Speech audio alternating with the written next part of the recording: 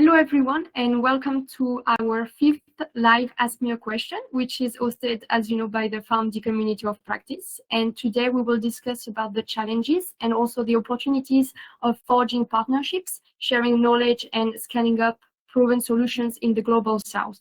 So as you know, this live is meant to be very interactive, and we will tackle some themes that are related to agricultural risk management, but it is also mostly for you practitioners to share your experiences and your views.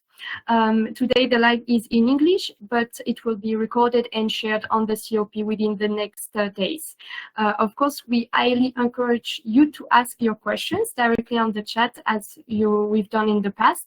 And if you are a French-speaking participant, no worries, you can write your question in French and I will translate it for Melina. Now, without further ado, I would like you to welcome our expert for the day, Mrs. Melina Breitegger. Hello, she's the Partnership Analyst for the South-South and Triangular Cooperation SSTC at IFAD. So I am happy to leave you the floor. Melina, over to you. Well, good afternoon, and thank you for the invitation. I'm very glad to be here today to speak a little bit about South-South and Triangular Cooperation and to show how IFAD is engaging with the Global South to share proven solutions. Maybe if you could share the presentation. I just prepared 2 slides to provide a short overview of the work that we're doing, and then we can start the discussion. I think it should have here now. Can you confirm that you are seeing my screen? Yes, and it's also in presentation mode. Perfect. So I'll just talk very quickly about SSTC, and then I'll prepare an example of one of our projects in Kenya. So for those who are not familiar with the term, SSTC stands for South-South and Triangular Cooperation. So we can differentiate between South-South cooperation, which is development cooperation between countries in the Global South or developing countries. And then we also have triangular cooperation. And that means that there's a third partner involved, like the International Fund for Agricultural Development, or it could also be a developed country that acts as a facilitator of the South-South cooperation, and we call it triangular cooperation. So what is the premise behind it, and why are we engaging in SSTC? So the idea is that developing countries, based on their own experiences, have a very good understanding of the local challenges and of their needs. But they not only know their problems, they also have developed their own unique solutions, which are often cost-effective and relevant for the respecting developing countries. So with SSTC, we try to tap into this local knowledge and share it more broadly with countries that have the same challenges or the same experiences and who can benefit. So some of the characteristics here are that those interventions are very much country-driven. They're based on the needs of the respective countries. They are mutually beneficial. So from this exchange, we want all the countries involved to benefit and to share experiences and get new insights from this collaboration. It's also cost-effective, so we don't want to disseminate solutions which then cannot be taken up because they're too expensive or they're not fit for purpose in the local context. So that's why SSTC has a very clear advantage, because we can see what has proven to be effective and can be implemented successfully in developing country contexts. There are a range of activities that can be summarized under this SSTC, and that's knowledge exchange, but also policy exchange. So we also involve policymakers to see which kind of policies have been beneficial to drive rural transformation. It can be technical assistance, business collaboration, or trade facilitation. So we have really a range of different activities that we can implement depending on the different needs of the countries. Now, at IFAD, we are engaging with our stakeholders in many different developing countries, and we have developed a strategy to make sure that this approach of SSTC can be implemented and standardized more broadly. So now we have a strategy to ensure that our country operations have an SSTC component, and countries need to make sure that they are making the most of the local knowledge, and they're also engaging in this collaboration across IFAD with different countries. We are also institutionalizing this approach, and in IFAD we have 2 SSTC centers in Beijing and in Brasilia. So here you can already see which of our member states are really interested in SSTC as a tool for development, namely China and Brazil. But we also really try to encourage more countries and member states to become involved and get become pioneers in driving SSTC. I personally worked for the China IFAD SSTC facility, which has been established a few years ago in 2018. And we financed around 20 projects in 38 countries in all the regions where IFAD is operating, with a budget of $10 million US. And usually our projects are quite small in scale compared to other interventions by IFAD, but that's kind of the idea, to pilot solutions in different countries to see what works, and then it can be scaled up at a later stage. We are not limited in terms of the thematic scope, so a lot of the projects deal with challenges like climate change, but we also sometimes focus on value chain development, and different sectors like aquaculture or livestock. Next slide, please. Yeah, so I just want to give one practical example and just a short overview of a project that we implemented in Kenya in Nakuru County. So here the challenge was that due to bacterial wilt, the farmers had problems and lost a lot of their yields in tomato farming. So different solutions were implemented by the farmers. Some of them were moving because of the contamination of the soil. Others tried pesticides, which were not effective. So they were really looking for a different solution and something that could work and could be easy to implement. So in this case, we looked at tomato grafting as a solution. Vegetable grafting is something that has been implemented in a lot of countries, and China is one of the countries that has a lot of expertise in this field. So we established a collaboration between Nanjing University in China and Egerton University in Kenya. So in this project, the trainers from China showcased how through vegetable grafting, which means that you're joining a resistant rootstock with a scion of a tomato plant that is selected for its other beneficial traits. And then those both seedlings are joined as one plant, which is then resistant to bacterial wilt. Other project activities included upgrade of greenhouses and also engagement with the local communities, with the farmers, to ensure that they have better access to markets, to help them with their marketing and strategies, and also importantly engage rural youth and find new job opportunities for rural youth in Kenya who want to get engaged in tomato production. So there were 12 pilots conducted with farmers in Nakuru County, and we can see from the project results that the yields have been increased, and also post-harvest losses have been decreased. And the technique that has been applied and tested in those pilot scenarios have been successful. So we know now what works, how it needs to be implemented, and we know that it has a potential for upscaling.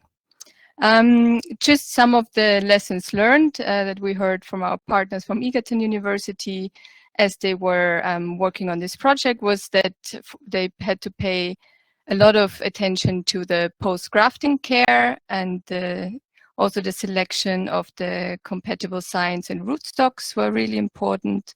And that's something you can only learn when you're really implementing it on the ground and see if something that works very well in China also can really be adapted in Kenya in the local environment. The training of the farmers was very important, especially ensuring the sustainability of the project. So we can talk about this in more detail, maybe in the question and answer section. But it was very clear that in order to ensure the sustainability, the farmers themselves need to have the knowledge to do the tomato grafting. So we shouldn't rely on other third parties to do this work for them because it would be too expensive. So it's really the farmers that need to have this knowledge to be trained and also who then become trainers themselves to further disseminate this knowledge. Another lessons learned or another strategy for sustainability was regarding the use of materials and seeds. So in this project, we had the transfer of knowledge, but also transfer of the bacterial wilt-resistant rootstocks, for example, from China. So in the next step, what Egerton University, the local partner in Kenya, is trying to do is to see what other local varieties are already existing in Kenya, which are resistant to bacterial wilt, to make sure that those don't need to be imported so that the seeds and seedlings can be procured locally. Yeah, I think I'll wrap up. There was my very short presentation, and I'm now open for questions. Thank you very much, Melina. Just prior to opening the Q&A, I wanted to, first of all, thank you very much for providing such an insightful presentation to our discussion today. I just wanted to ask some questions directly to the participants, just to know a bit more about them, first of all. So I will ask these 3 questions on the chat. So we just wanted to know if some of you live in the Global South, and if one of you have ever benefited and or participated in a SSTC project, and if yes, please elaborate. And also, according to you, why is it important to invest in a SSTC initiative? So these questions are for you, our participants, and you can take time to answer, but it's just to know a bit more from our attendants. And now I will break the ice and ask you the first question, Melina, waiting for other questions coming from our participants. So my first question would be, according to you, what are the key factors that make SSTC effective in addressing the unique challenges faced by smallholder farmers in the Global South? Yeah, so from my experience, it's the most, the biggest advantage of SSTC is that you work with the local stakeholders who know very well the local challenges and what they're working with. And then as IFAD, we try to pair relevant partners to see which kind of knowledge they need and what they can really benefit from. And what we see is that a lot of those stakeholders who are engaged with us, they have very specific needs. They know exactly what they need. And then we can provide solutions which are cost effective. And our projects are very, as I mentioned, very small. So it doesn't need a lot of investments. We do study exchange tours, for example. We invite experts to provide their knowledge. So compared to other maybe more large scale or traditional development corporations, it's something that is very small in scale, but can have really big results. And also by working with those local stakeholders and training them, we can make sure that this knowledge then is locally available and can be further disseminated. So this train the trainers approach is something that is really important to us to increase the local capacities, also for sharing knowledge. And then we just provide the seed funding, and it's kind of a starting point to develop and support our farmers and small-scale farmers in rural areas. Thank you very much. In fact, you mentioned that your main beneficiaries are the smallholder farmers that are maybe in rural and remote areas. Did you find any obstacle to reach those beneficiaries that are very in remote areas? Definitely. So I think it's one of the challenges of IFAD, but also of our project. So what we do is we work with partners like universities, like local NGOs, local governments, for example. Also in this case of Kenya, for example, we worked with the local government and they had a database of farmers in the region. So we could reach out to them. We had the partner at Egerton University to visit those farmers. And then we could identify our stakeholders, because not every intervention is for everyone. So it's very important to, at the beginning, really see who can benefit and who are the people, who are the local farmers, where are they, what do they need. So we really rely also on the help of our partners in the field. In this case, it was a university and the local government, but that, of course, it always depends on the country context. Of course. And you mentioned different actors, because you mentioned the university and also the government. Were there also any challenges or even opportunities trying to work with these different actors?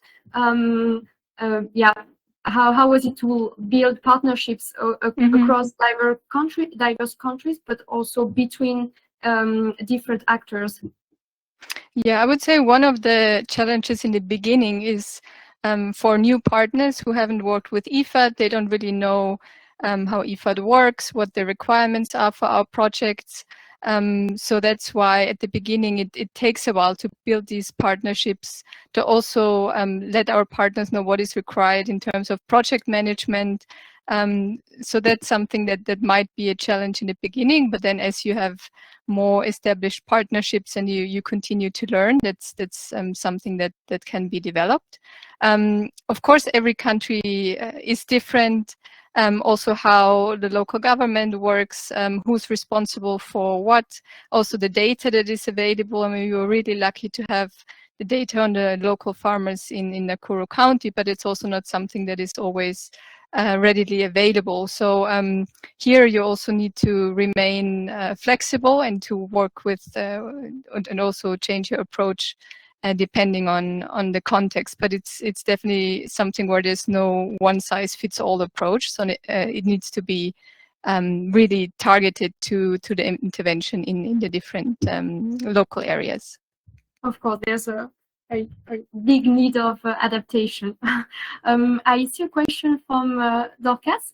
She said that she's from the Democratic Republic of Congo, and she mentioned that IFAD was intending to envisage SSTC in integrating DRC projects into learning that is happening in neighboring countries such as Rwanda, Burundi, and Kenya. Could you update us on the progress of this intention? I don't have information on that specific initiative, so I wouldn't be able to let you know exactly the progress about it. I mean, our project, we had a project in Kenya and also a project in Rwanda. So I know in those two countries, we do have experience. We actually had a collaborative project between Kenya and Rwanda.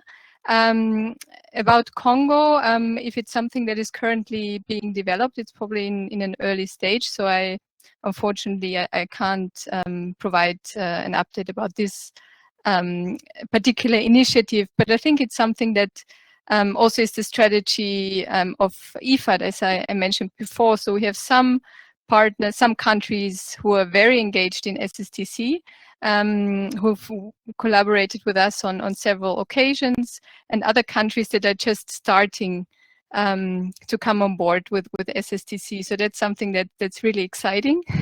And I think in Congo, there will be probably one of the examples of a more recent partner for SSTC.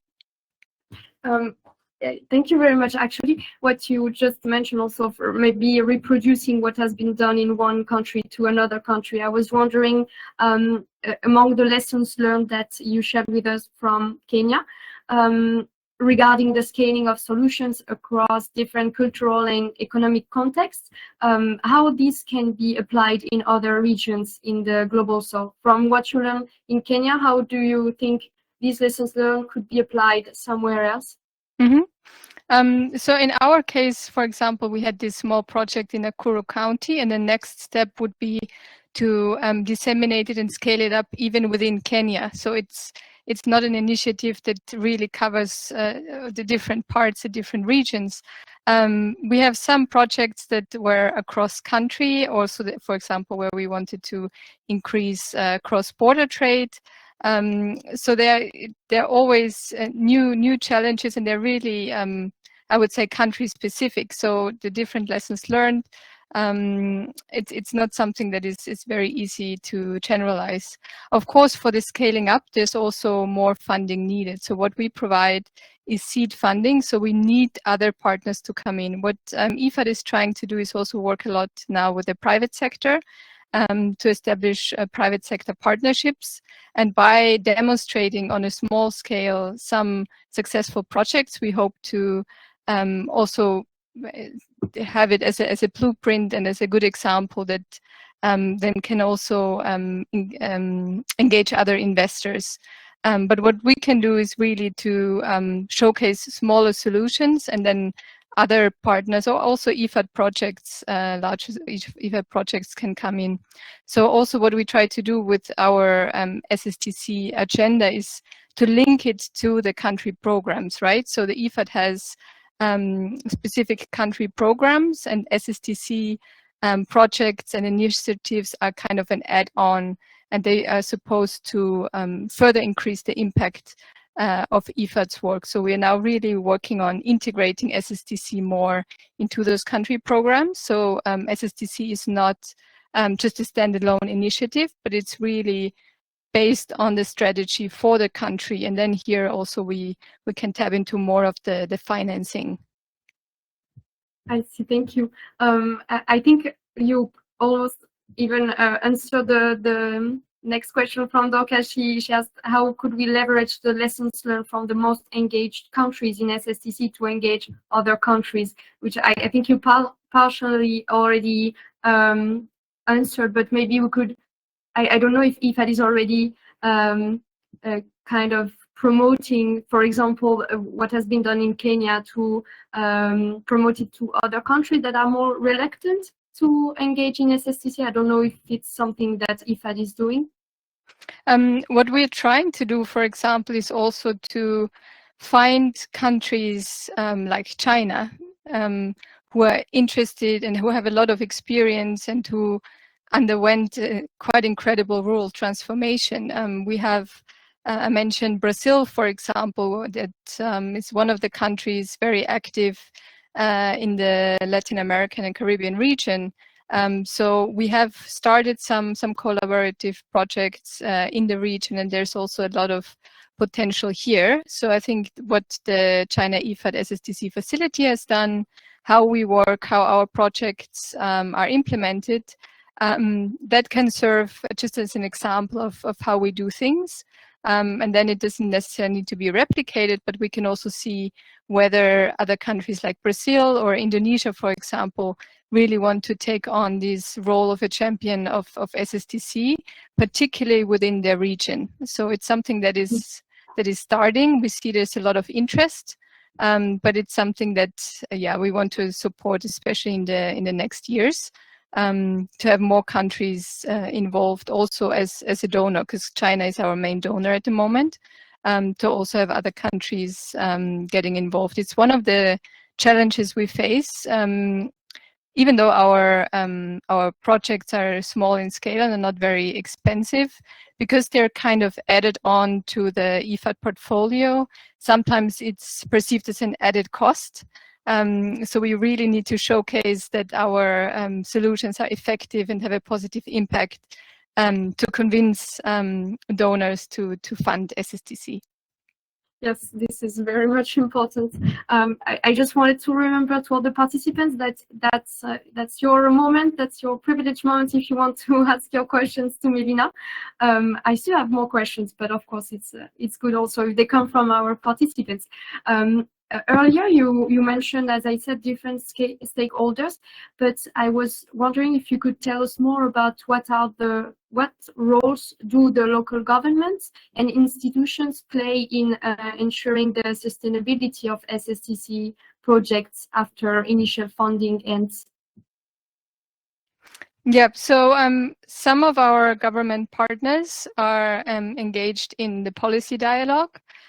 So we usually have exchange visit for experts in the government, and then they can see what is a conducive policy environment, what has been implemented in other countries, to make sure there is the legislative and the policy background for rural communities to really improve their living conditions and to build businesses. What are the necessary standards for cross-border trade, for example? How can government be more efficient? So there are a lot of these issues that are tackled when we have those policy exchanges.